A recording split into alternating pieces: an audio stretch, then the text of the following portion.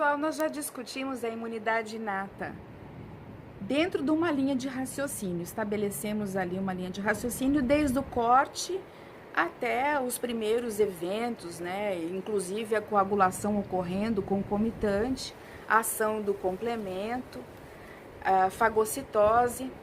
O segundo grupo de células que vai chegar são os macrófagos. Temos aí o princípio, o início de uma resposta adaptativa que pode acontecer.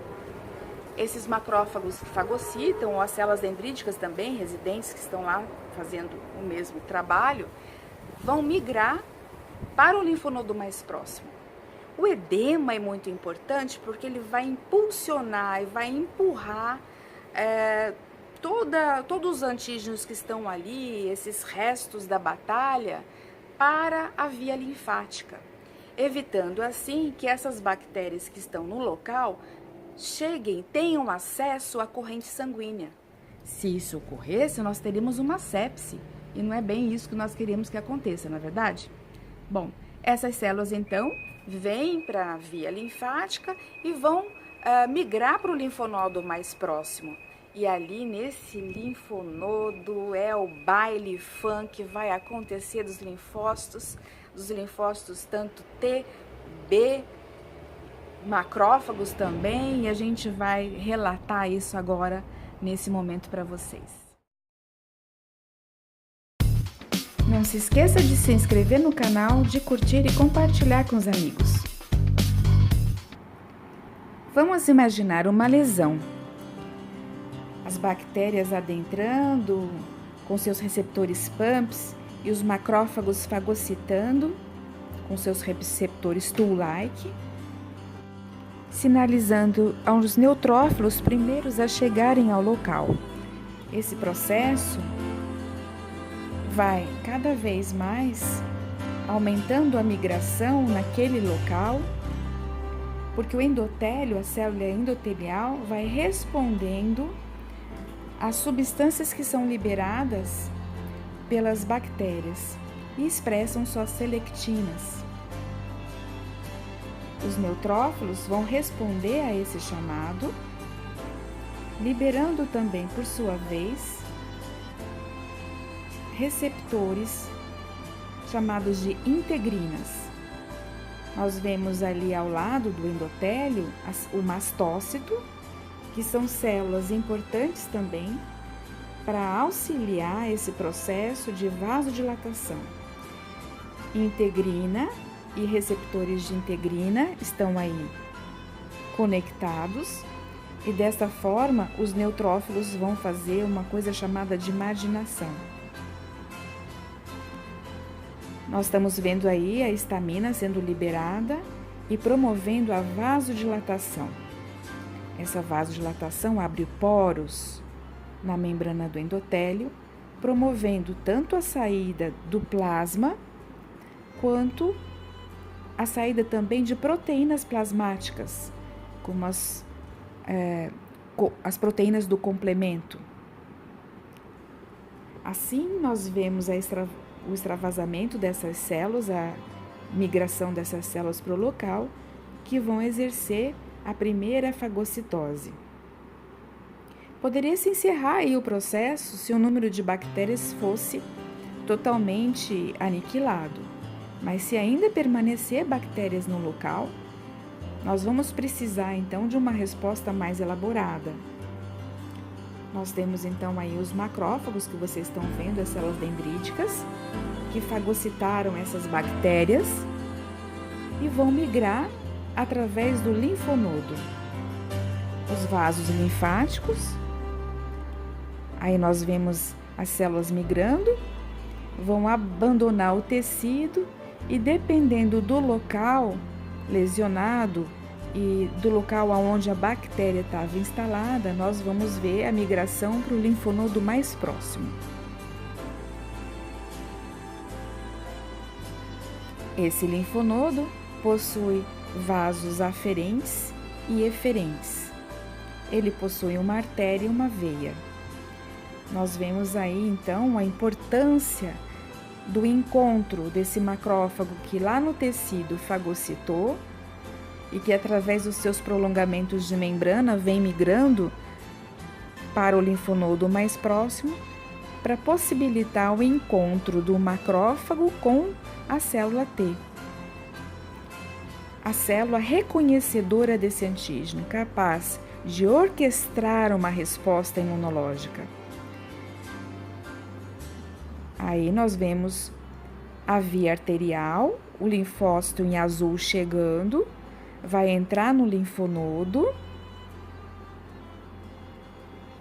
via arterial, para poder reconhecer. Todos eles são recrutados, porque as interleucinas que o macrófago libera faz com que uma gama de linfócitos específicos para N antígenos chegue. Esses aí não reconheceram, tá vendo? Agora, nós encontramos ele é específico, sofreu clonagem, apenas um específico para aquele antígeno vai sofrer a clonagem. Outra vez, vemos aí o macrófago novamente, penetrando o linfonodo. E aí, nós vamos pela artéria, entrou um linfócito TH0, houve um reconhecimento, a liberação de interleucinas, e ele se diferencia, então, em TH17. Vamos ver isso com mais detalhe. Aqui nós temos o macrófago que vai apresentar para o linfócito T auxiliar, que vai se diferenciar em uma TH0, ou a TH0 vai se diferenciar ou em TH1 se fosse um antígeno intracelular, e não é o caso. O macrófago que fagocita o antígeno apresenta para TH0, que pode também se diferenciar em TH2. E essa vai estimular o linfócito B a produzir anticorpos, que também não é o nosso caso. É importante saber que os macrófagos é que definem qual linfócito vai ser ativado, se TH1, 2, 3, 17. E cada linfócito, por sua vez, inibe o outro subtipo. Um subtipo controla negativamente o outro para preservar a sua linhagem. Nesse caso, nós temos a TH17 estimulada pela IL-1, 6 e TGF-beta do macrófago, e ao mesmo tempo o TGF-beta inibe TH1 e TH2. É a interleucina que faz essa ação de inibição dessas respostas, da TH3 também. Quando ao linfonodo, vemos aqui então o macrófago que fagocitou o antígeno, que pode ter entrado integralmente dentro do linfonodo, porque é drenado, né? Os antígenos são drenados no linfonodo. E aí dentro aqui nós estamos vendo o citoplasma. O fagossomo se funde ao lisossomo, as vesículas se fundem e as enzimas então vão digerir esse antígeno e aí vamos obter peptídeos antigênicos. Esses peptídeos, ao mesmo tempo, a célula produz, através do retículo endoplasmático rugoso, a molécula, o MHC de classe 2. O complexo de Golgi vai transportar essa molécula através do citosol, vai ligar ao vacúolo contendo os fragmentos dos peptídeos antigênicos que se ligam à molécula do MHC de classe 2. Aí nós temos a molécula, o complexo peptídeo MHC de classe 2, que vai ser exteriorizado. E assim essa molécula vai expressar em sua membrana essa proteína com o fragmento do antígeno. Ela estará apta a encontrar o linfócito específico, ainda dentro do linfonodo, que faz o reconhecimento duplo. TCR reconhece o antígeno, CD4 reconhece a molécula de classe 2. Assim, o linfócito identifica essa célula como sendo do próprio identifica também essa célula que está apresentando o antígeno. Outras moléculas vão ser também expressas, nós chamamos de moléculas acessórias, que são muito importantes no coestímulo dessas células. Sem esses correceptores, nós não temos ativação celular. É necessário que haja o estímulo da célula através desses sinais positivos. São várias as moléculas, como B7, CD28, LFA1. São várias as moléculas que fazem parte desse estímulo físico, do contato mais íntimo de uma célula com a outra. Então, essa ativação celular faz com que essa célula ativada libere as citocinas. Essas citocinas ativadoras fazem também com que a célula se clone. O linfócito T, então, começa a clonar, a produzir células filhas. Aqui nós temos o linfócito B como uma célula apresentadora. O linfócito B também pode agir como célula apresentadora de antígeno, através da imunoglobulina de superfície, que serve como BCR, parecido com o TCR do linfócito T. Ele introjeta a molécula, o complexo anticorpo-antígeno, penetra então dentro do seu citoplasma, que se funde então o fagossomo com o lisossomo, e assim nós temos a digestão dessa partícula, dessa proteína antigênica,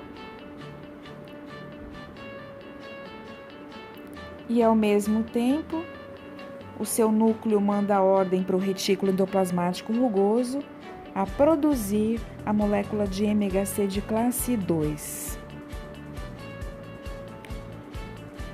Ela vai ser conduzida dentro do aparelho de Golgi para o citosol, encontra a vesícula do fagossomo, aí tem a fusão, do antígeno com o peptídeo, MHC de classe 2, que vai ser expressa na superfície da membrana dessa célula, e assim ela vai também funcionar como uma célula apresentadora de antígeno. Temos o linfócito específico, reconhecendo o antígeno. O TCR reconhece o antígeno e a CD4 reconhece o MHC de classe 2, reconhecimento duplo. Aí nós temos também as moléculas complementares, LFA1, CD40. Temos a CD28, B7. O macrófago libera IL-21, IL-22 e IL-23. Em contrapartida, o linfócito T produz IL-17. Nesse encontro, é liberado citocinas que estimulam linfócitos B específicos para aquele determinado antígeno. Esse antígeno, então, pode também ativar o linfócito B integralmente, diretamente. Aqui nós temos uma molécula de anticorpo, onde vemos duas camadas pesadas, duas cadeias pesadas e duas leves. Pesada e leve. Na extremidade, nós temos uma região chamada de variável. Ela varia conforme a imagem do antígeno. Serve para aderir ao antígeno, por isso é chamada de variável. Essas cadeias constantes são cadeias que se repetem para economizar a energia do organismo. Aí nós vemos o antígeno A bactéria nossa que estimulou então o linfócito B a se clonar, a diferenciar em plasmócito e a produzir os anticorpos. Primeiro são produzidos anticorpos de classe IgM e futuramente nós teremos anticorpos de classe IgG, que vão ficar na memória. Nós chamamos de hipermutação, quando se desvia de uma produção de uma classe de anticorpo para outra. IgM para IgG. Aqui então temos outra vez a molécula com suas cadeias pesadas e suas cadeias leves que vão opsonizar o antígeno. Vão se aderir a esse antígeno e assim facilitar a fagocitose, promover a fixação da via clássica do complemento. E dessa forma, o organismo rapidamente vai se livrar desse antígeno. Finalizamos assim, tá vendo? Olha aí, ó, absorvido e o macrófago fagocitando, internalizando rapidamente.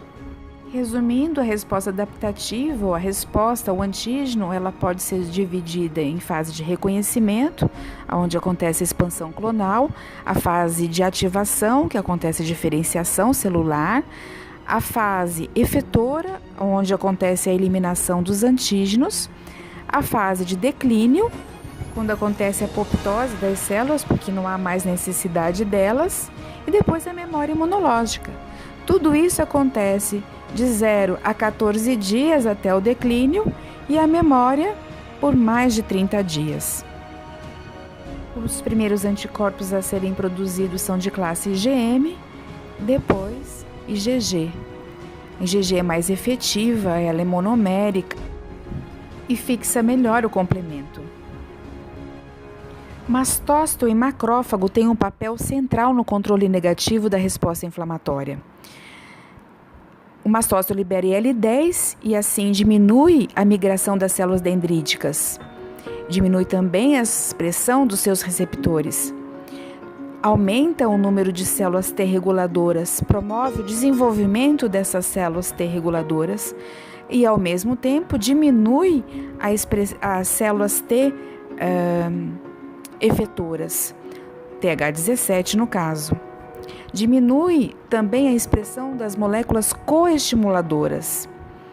Diminui também a produção das interleucinas pró-inflamatórias, como a IL-6, o fator de necrose tumoral, a produção também de queratinócitos. Diminui também a adesão das moléculas dos neutrófilos, por exemplo, nos endotélios dos vasos. E assim vai diminuir também o recrutamento desses leucócitos. Por isso, o macrófago é considerado piromaníaco que trabalha como bombeiro. Sem esquecer que o óxido nítrico e a idolase em altas concentrações também inibem a resposta inflamatória.